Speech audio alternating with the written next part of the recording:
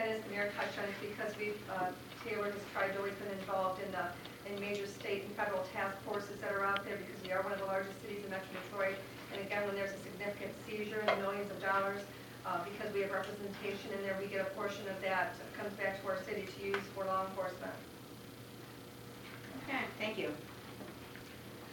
Okay, item number 13 is to approve payment to McGraw-Morris PC for professional legal services for an amount not to exceed $4,000. And you'll see this ties back to item 29 as well. There's an hourly rate that's there, and I believe, Amanda, did you make copies of? I did not make copies. Okay. I have some. There's a little bit, there's some history there of just and that probably shouldn't be, it should probably come back because there's some confidential information in there, but just to give you guys a little bit of a history of the individual, the attorney, of what she's done for the city of Taylor. How long has she represented the police department? 23 years. 23 years. You did get it? Oh, okay.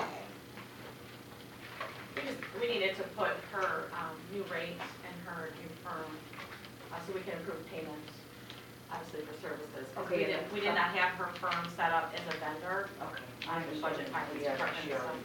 She's in a new, she went to a new firm.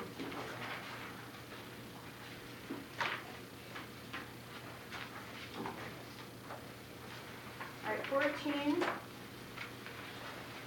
is a motion to approve payment to Lynn Medical for purchases of biohazard supplies for an amount not to exceed $4,000.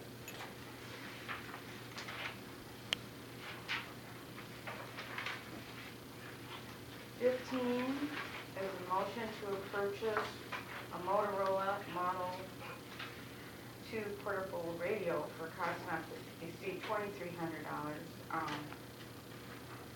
This is coming from the Downer Community Conference, being paid for out of that.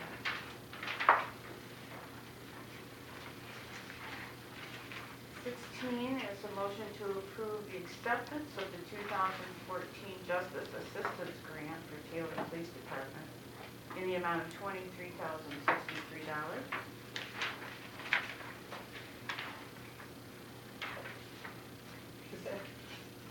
I'm sorry, just going back to the portable radio, that's because of our participation in that program with the Downer Community Conference, or that we have an office for that? Yes. Yeah.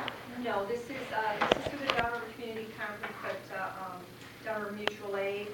Right. The 16 communities that belong to that. The DCC applied as a group for this particular technology grant, and then each Mutual aid officer gets that radio.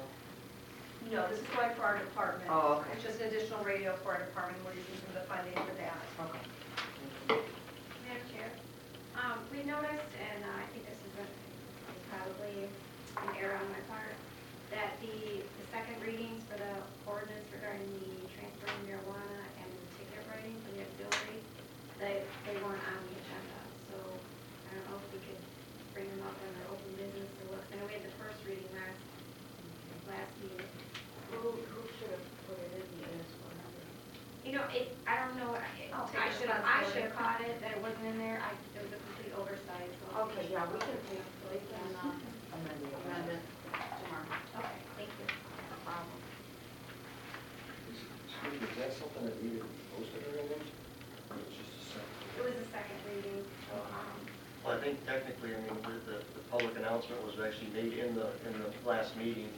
And then even if you had to post it, I mean, now, I mean, you still have 24 hours before the meeting, so even if it had to be posted.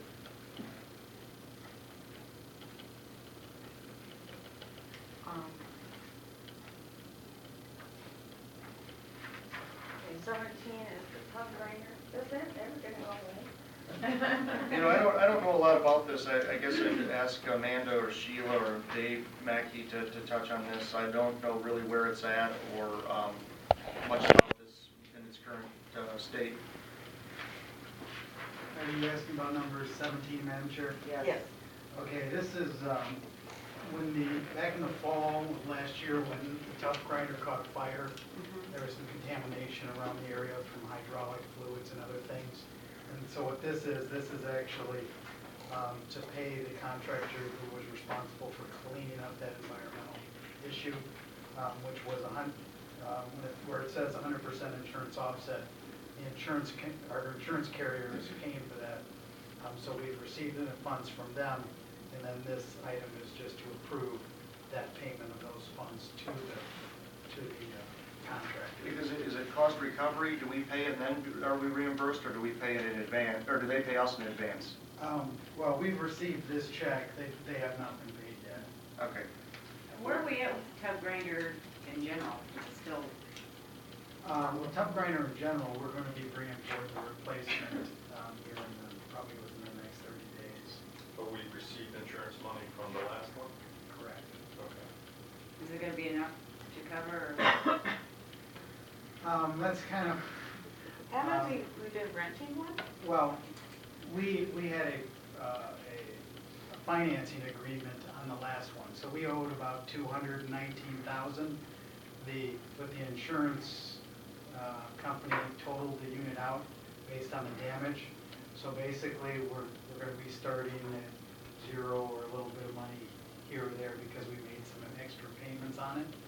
So we'll probably be looking at financing the next one as well. And what are we using currently? Currently, we're not grinding anything yet because of the weather. And you know, as I recall, as we looked at this last term, a new tub grinder is probably going to be somewhere between $400,000 and $600,000, based on the technology and the advancements. And I don't even know if the same company that makes the one that we have still makes it today, and how similar they are. I know that when we looked at refinancing this one, it was considerably less to keep it and refinance it rather than go out and buy a new one. I think that one was 700,000. 700, what I know, Yeah, it's a significant increase. To add to what the mayor said, we have done the research on it, and a new one's over 800,000. What we're looking at is the same company from here has a demo unit that has a full warranty. It's a 2011 model. They're offering to sell for like 500,000. So we're looking at that possibility as a way to reduce the cost.